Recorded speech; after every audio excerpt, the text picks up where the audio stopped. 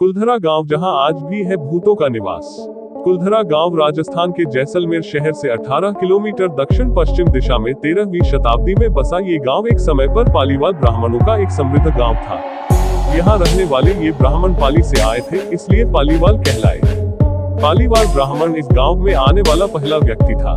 19वीं शताब्दी में इस गांव का और इसके आसपास के इलाके का कामकाज यहाँ के मुख्य शासक सलीम सिंह के हाथों में था, जो कि एक बदचलन इंसान था और गांव की बहू बेटियों पर अक्सर उसकी गंदी नजर रहती थी। हद तो तब हो गई जब उसकी गंदी निगाहें वहाँ के मुखिया की बेटी पर भी पड़ गई। उसने गांव के लोगों को धमकी दी कि अगर उसकी बात मानकर वो लड़की उसे नहीं सौंपी गई तो वो भयंकर टैक्स लगाएगा।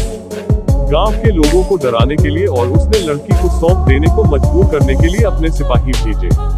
गांव वालों ने उन सिपाहियों को अगले दिन सुबह लौटने के लिए कहा और उसी दिन रात में ही गांव छोड़ दिया। लेकिन जाने से पहले पवित्र ब्राह्मणों ने कुलधरा गांव को श्राप दे दिया कि उनके बाद इस गांव में कोई भी नहीं बस पाएगा। ऐसा देखा गया है कि जिन लोगों ने भी इस गांव को फिर से बसाने की कोशिश की, उनको बेहद डरावने अनुभव हुए।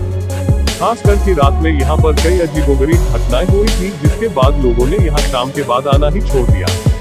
वैसे भारत सरकार ने इस गांव की लोकप्रियता को देखते हुए यहाँ के पर्यटन को बढ़ावा दिया है और दिन में तो यहाँ पर काफी लोग आते हैं, परंतु सूरज डूबने के बाद आज भी ये गांव पूरी तरह से सुनसान हो जाता है। इसलिए आप भी रात के अंधेरे में वहाँ बिल्कुल न जाएं।